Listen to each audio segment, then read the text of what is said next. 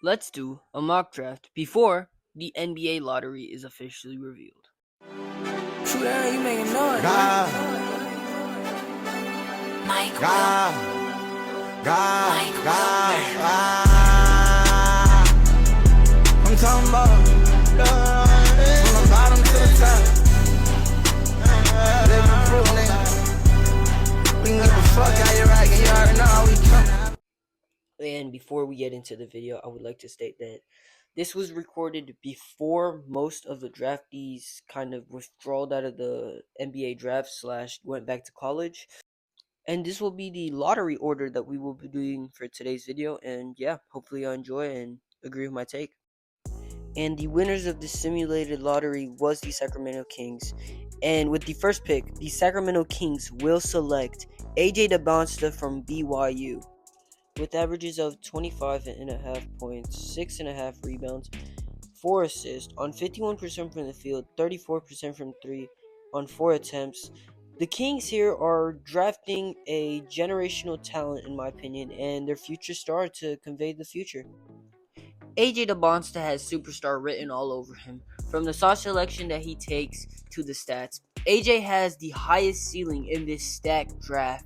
But in my opinion, he also has the lowest floor out of the top 3 consensus picks. And I think the Kings are willing to take this risk as they really need a franchise changer, and AJ DeBonsta's upside is truly generational. What his game is tailored around is his athleticism and his mid-range shots. He has those superstar intangibles when it comes to his shot selection and like his athleticism. His upside is generational, like I said once again, and I think the Kings have to take the risk even if he can be a bust, which I don't think he's gonna be, but he has the lowest floor. And I also think that with him, they can start a new era as they can, trade DeMar, trade Zach LaVine, trade Sabonis, and get picks and build around AJ DeBonsta.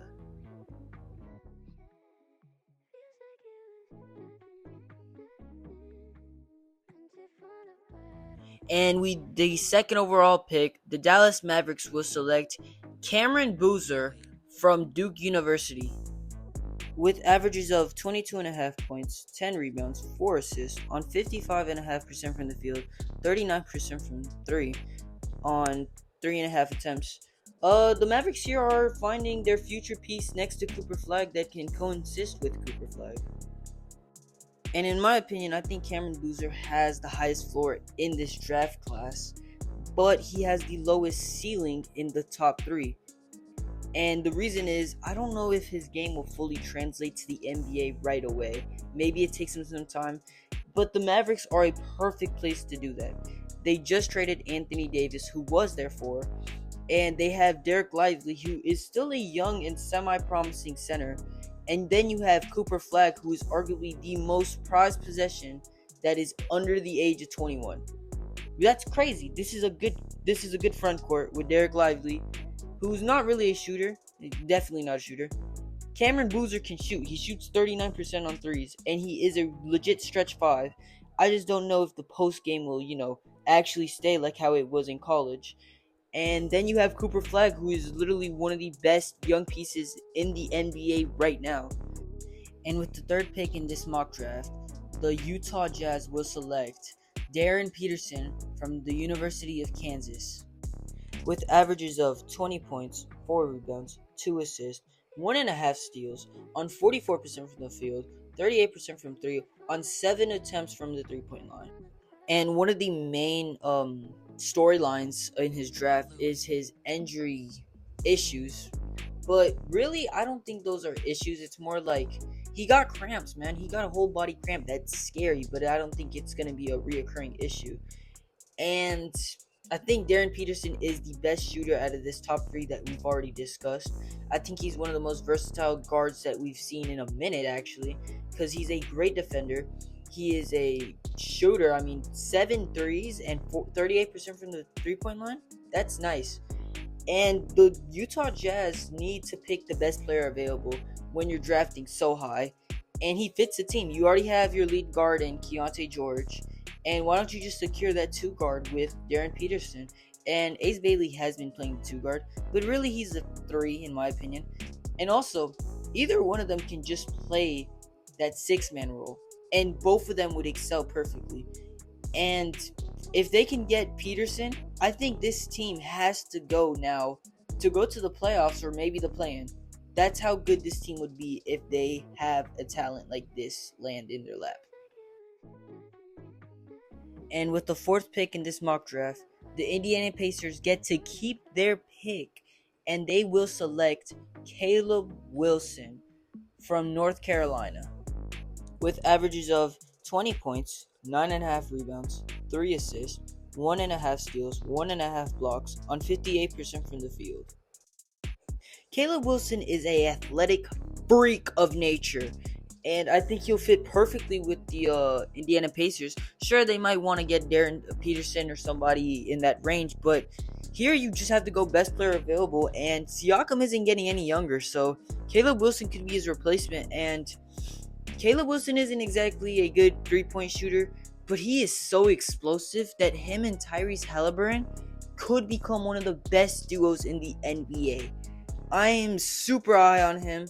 I think he's going to be one of the better players in this draft class. His defense is the best out of this top 4 that we've done already.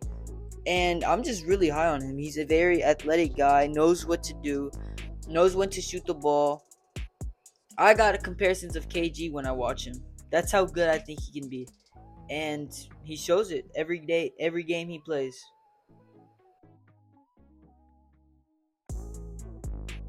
And with the 5th pick, the Washington Wizards will select Kingston Flemings from the University of Houston. With averages of 16 points, 4 rebounds, 5 assists, 1.5 steals on 48% from the field, 39% from 3 on 3 attempts.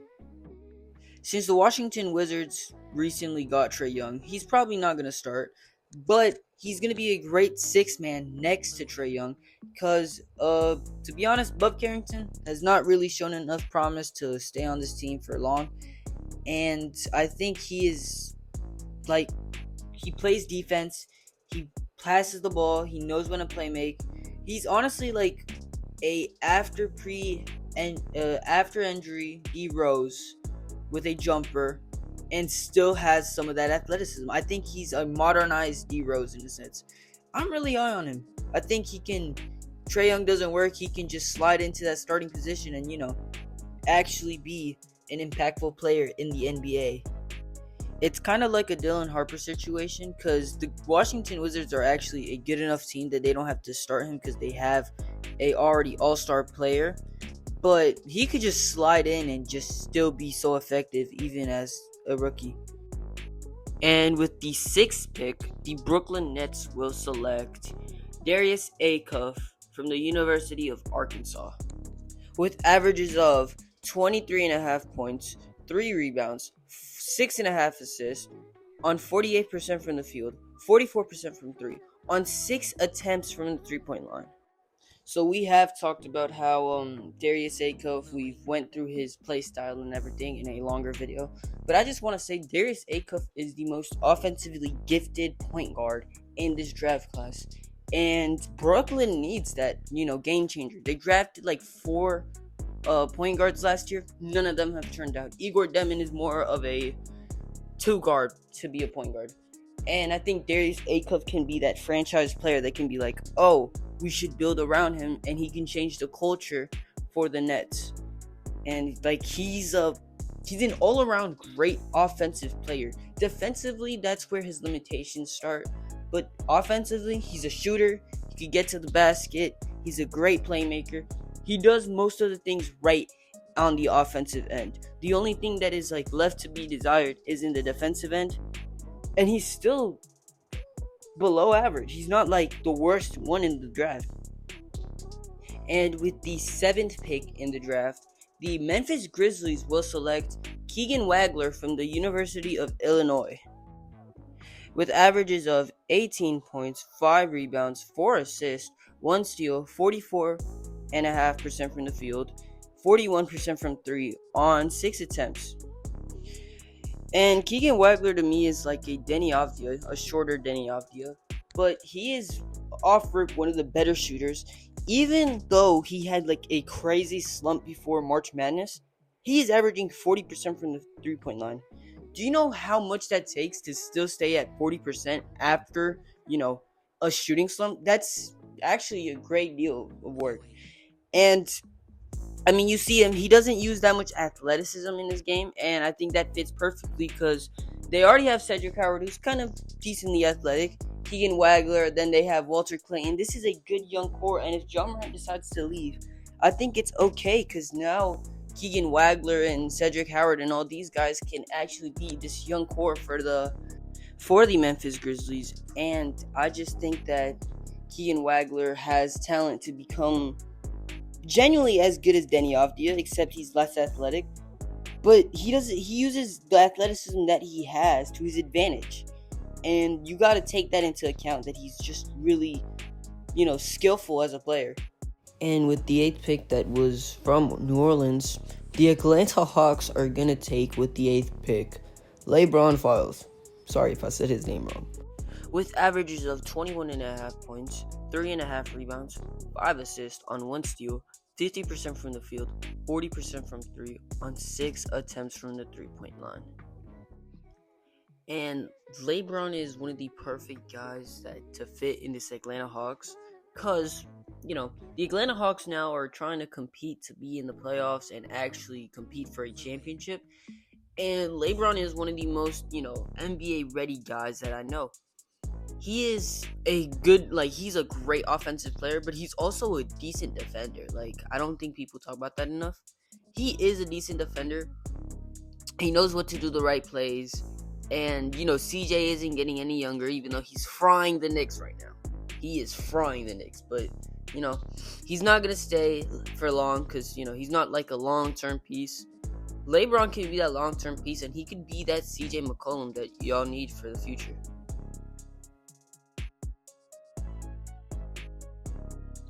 And with the 9th pick, the Chicago Bulls will select Chris Sennett from the University of Houston.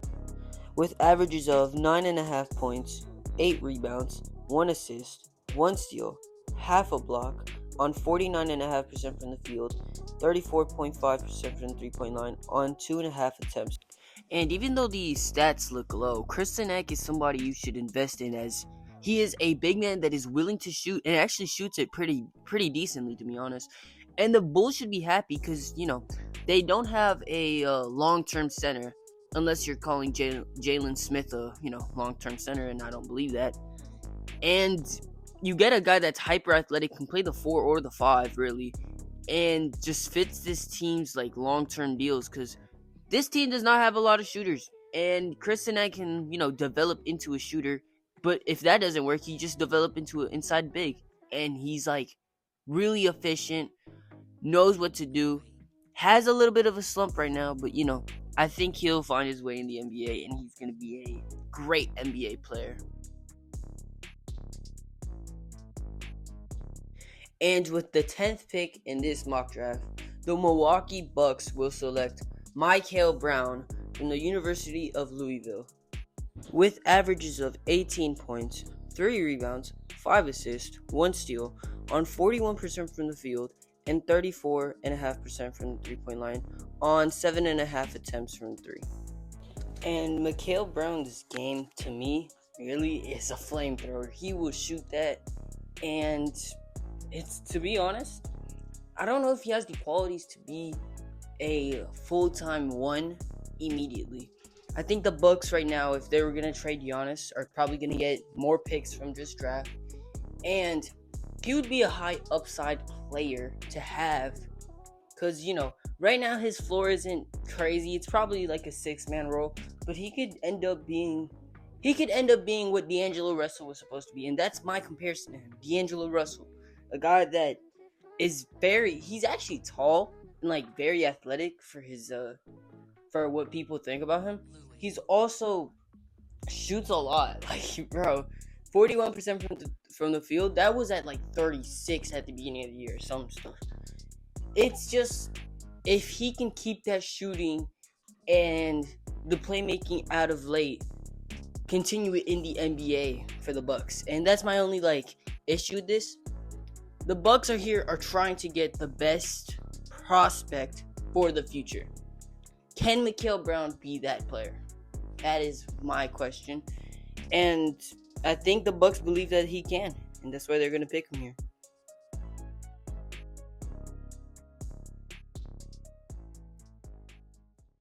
And now that we're out of the, top 10, now we can have a little mood change. Because these are going to be role players / high-end gem collections that, NBA teams are going to want and are not going to be as good right now or as good in the future, but are going to be arguably even as impactful as most of these top 10 guys. And we're going to start off with, and that will be with the 11th pick that is going to the Warriors. And they will select Yaxel Lindenberg from the University of Michigan. With averages of 15 points, 7 rebounds, 3 assists, on 51.5% from the field, 37% from 3, on 4.5 attempts from the 3-point line. Yaxel Lindenberg is coming in from winning the National Natty at the University of Michigan, and the Warriors are coming in losing in the play-in. And I think Yaxel can be a great fit. Coming into the season, I didn't expect him to be a stretch 4, but he's actually shooting good from the 3-point line on legitimate 3-point attempts, and that's good. And him next to Kristaps Porzingis would be a fun, duo if Jimmy comes back, obviously.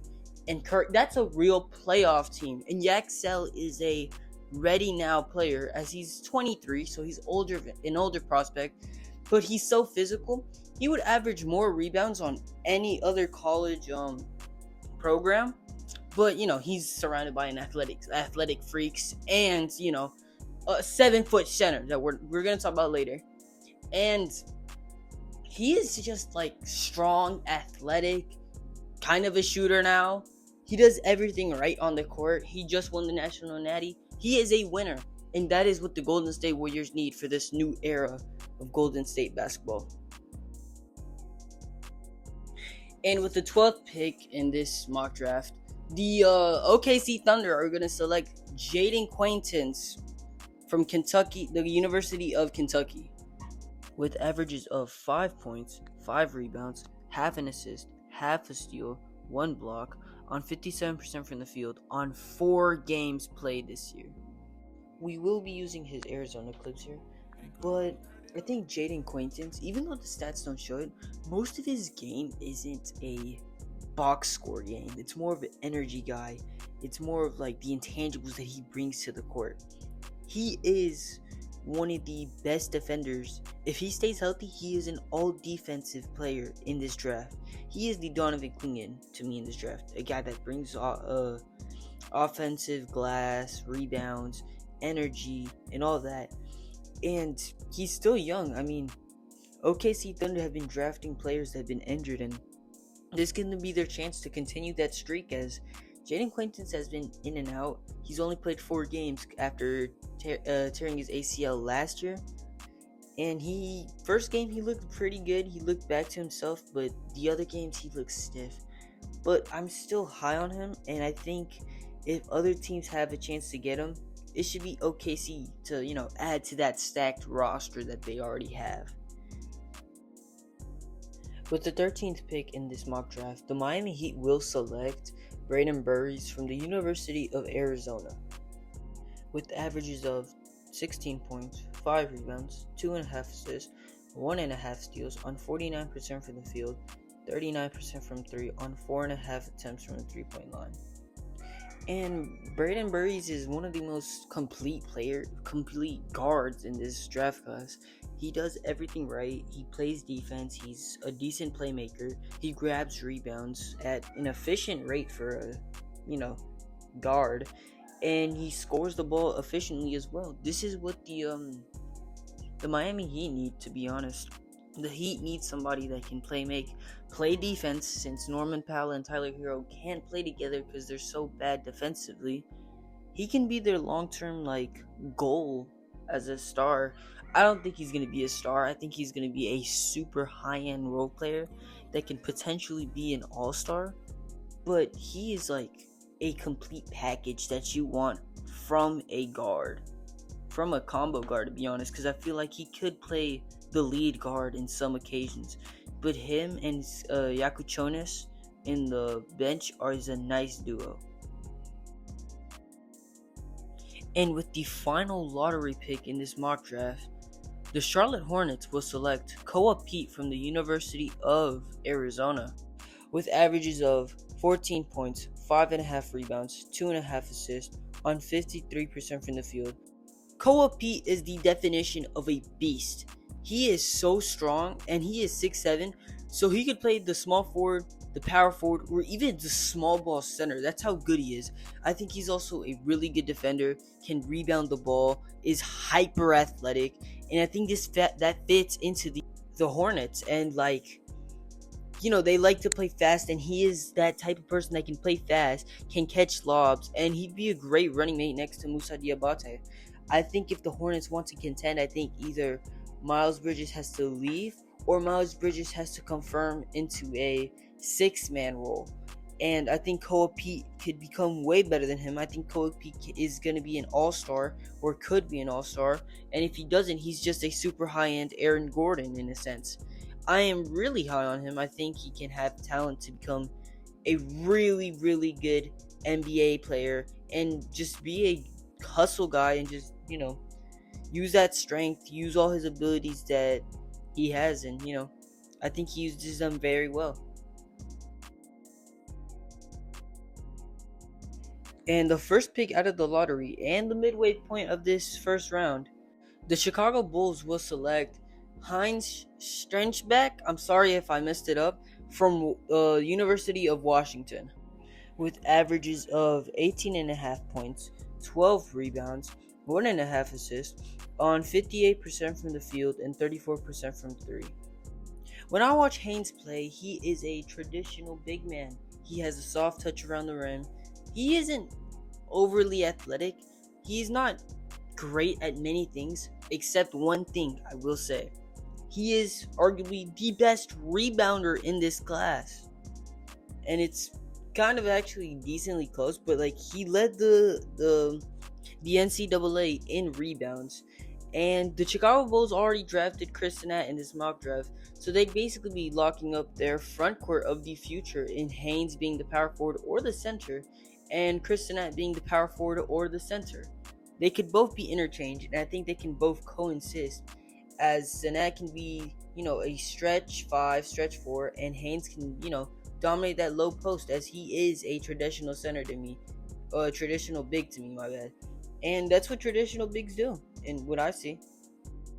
And with the 16th pick in the mock draft, the Memphis Grizzlies will select Nate Ament from the University of Tennessee, with averages of 16.5 points, 6 rebounds, 3 assists, 1 steal, half a block, on 40% from the field and 33% from 3 on 4 attempts.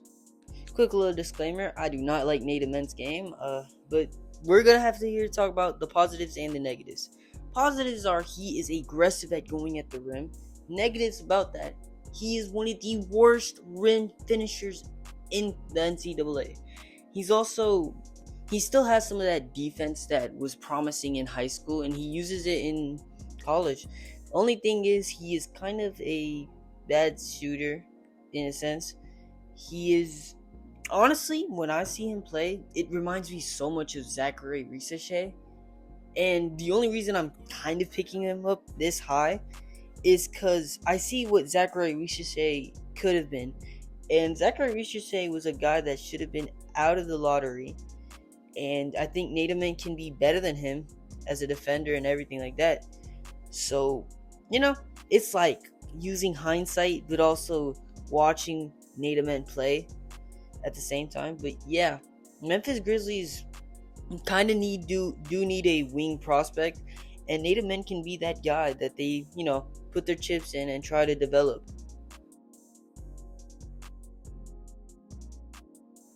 And with the 17th pick in this mock draft, the Charlotte Hornets will select Tonde Yesufu from the University of Baylor, with averages of 18 points, 6 rebounds, 1.5 assists, 2 steals on 46.5% from the field and 29% 13.5% from 3-point line.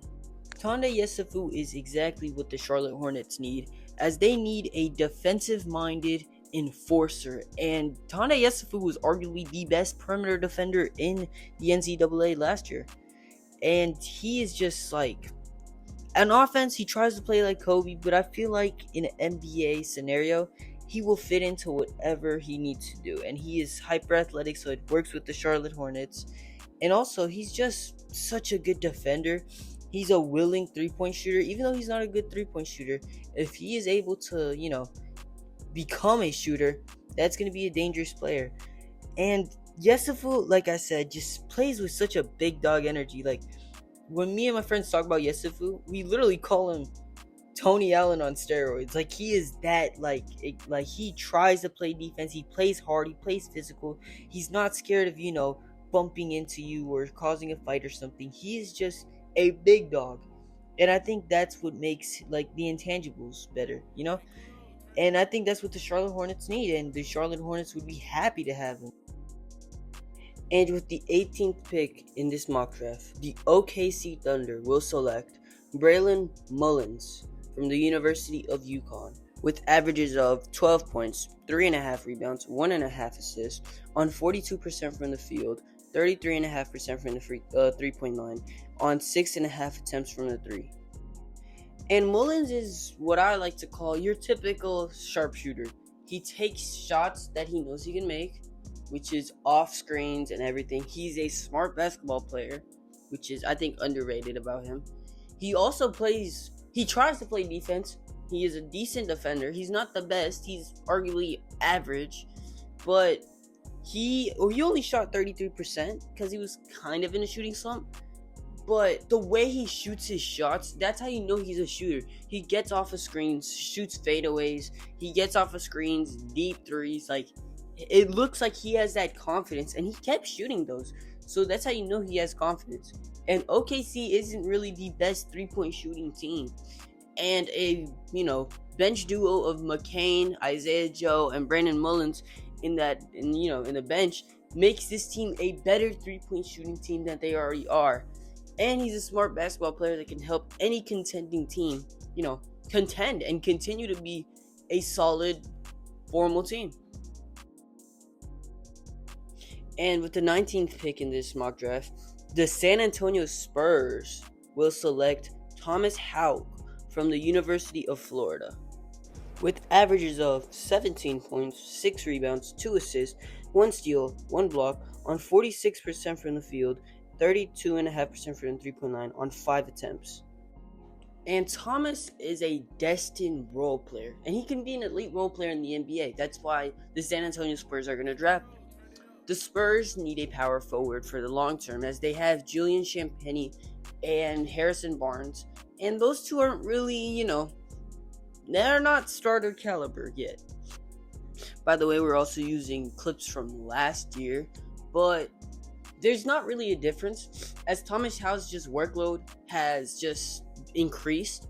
He still does the same things. The only thing that he really changed was his three-pointers. He has been shooting more three-pointers, and that's good. He's a 4. He has to become a stretch 4.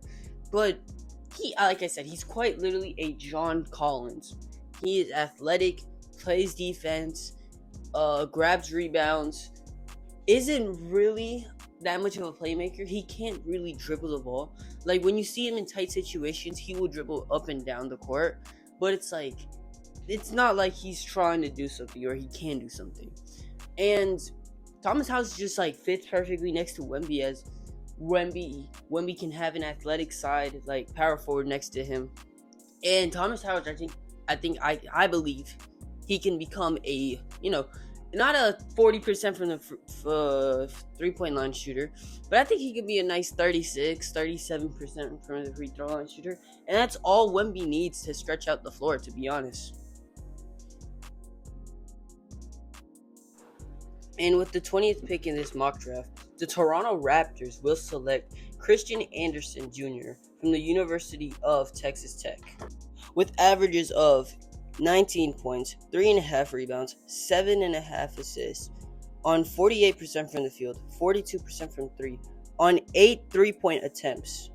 The Toronto Raptors don't have a stable franchise point guard. I don't think Emmanuel Quickley is going to be a franchise point guard. I think he's more of a six-man.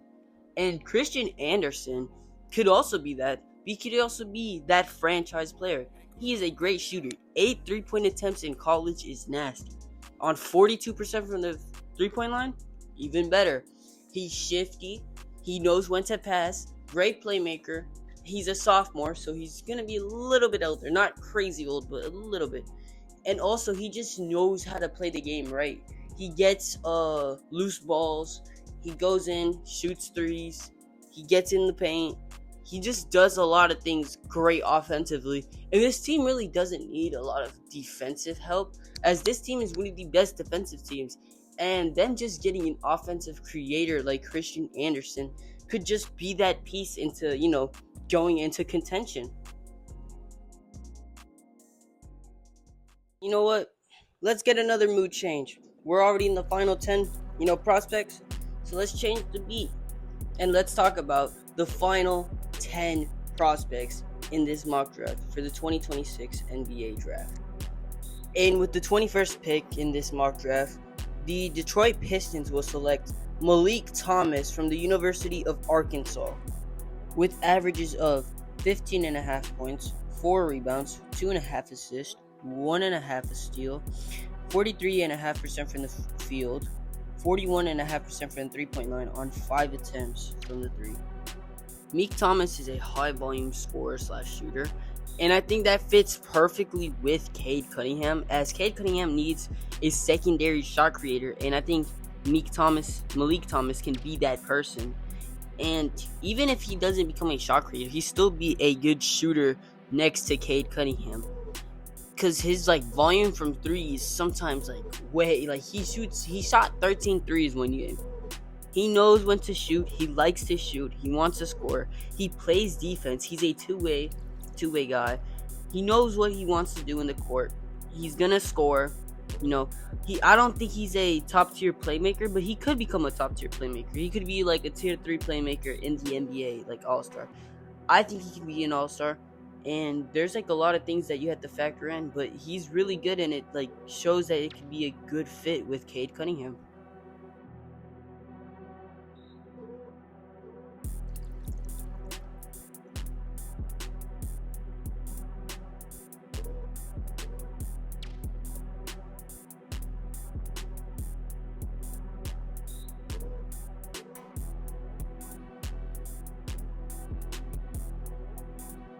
And with the 22nd pick in this mock draft, the Atlanta Hawks will select Ade Mara from the University of Michigan with averages of 12 points, 7 rebounds, 2.5 assists, 2.5 blocks on 67% from the field. Ade Mara is arguably the best rim protector in this draft, and the reason I don't have him this high is because obviously, he can't shoot. But he's also very lengthy and was in limited minutes, so I assume he had some injury concerns before this. And Ade Mara on the Atlanta Hawks would kind of fit, as they lost Kristaps Porzingis to, a trade. And now they can have, a backup to Onyeka Okongwu. And this could actually help them become true contenders, as they have a solid, rotation at the center position, a solid point guard rotation with, LeBron File. And, Mara is such a good defender at the rim. He is, insanely tall. He knows what he, does in the paint. He knows that people aren't going to shoot over him. And, he uses that advantage. And the Sixers, with the 23rd overall pick in this mock draft, will select Morris Johnson Jr. from the University of Michigan with averages of 13 points, 7 rebounds, 1 assist, a block on 62% from the field, and 34% from the three-point line on 1 attempt.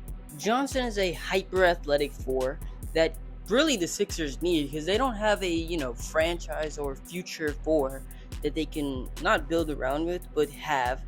And Johnson actually would fit perfectly with Tyrese Maxey and VJ Escombe as that youthful, group for the Philadelphia 76ers, as he is full of energy, rebounds, bullies his way into the paint, like I said, hyper athletic.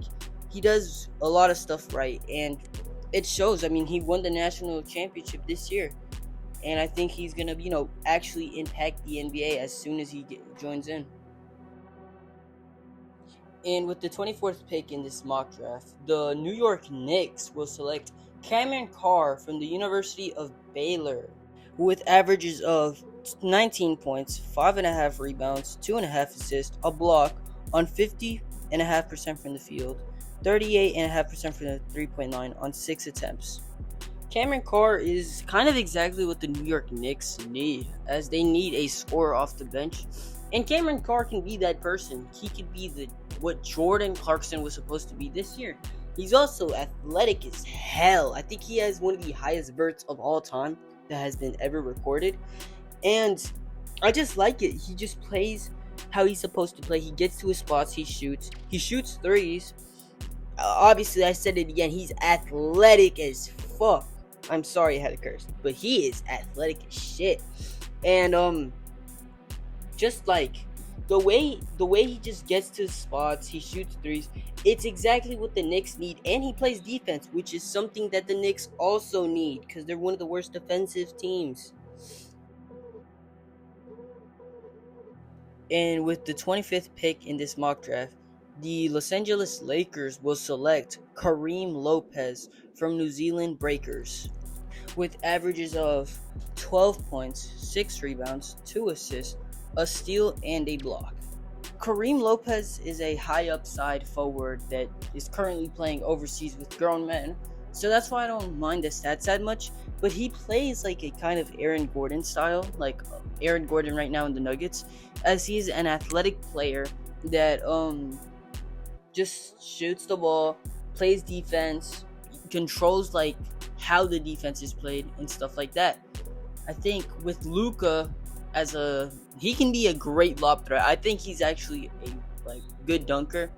I think he also can, help this team in the long term with Luka. And I mean, there's a lot of things to like about this kid. He does everything good, not great, except his athleticism is actually great. I think he's very athletic. I think he needs to get better at shooting the ball more consistently.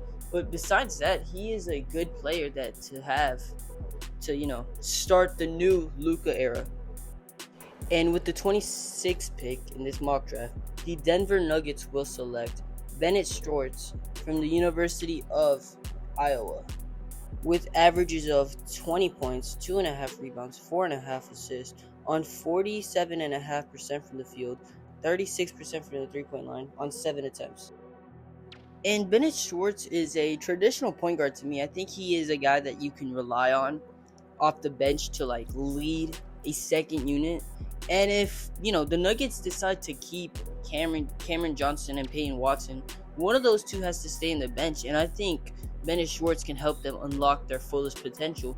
I think Bennett Schwartz is just a great point guard to have, as they don't really have good guard depth in Denver besides Jamal Murray, and Jamal Murray is your all-star, so having Bennett Schwartz as your backup is a good thing actually, because you have now somebody that can facilitate the offense around when Jokic and Jamal aren't even on the court.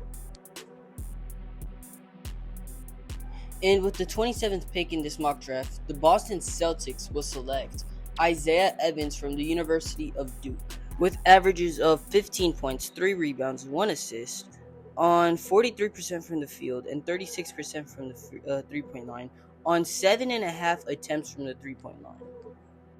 Isaiah Evans is kind of the embodiment of what the Celtics' identity is nowadays, which is shoot threes and play good defense. Isaiah Evans is a solid defender. I wouldn't say he's out of the world defender, but he is a solid defender. But he is a crazy shooter. 7.5 attempts from 3, and most of his shots are from the 3-point line. He is a sharpshooter. I think he's one of the best shooters in this draft class, and he would go higher, except he doesn't really do nothing else besides shoot and play some defense. So the Boston Celtics here have somebody that can, they can rely off the bench, to score at the 3-point line and play some good defense. And that's what the Celtics need as a, contending team.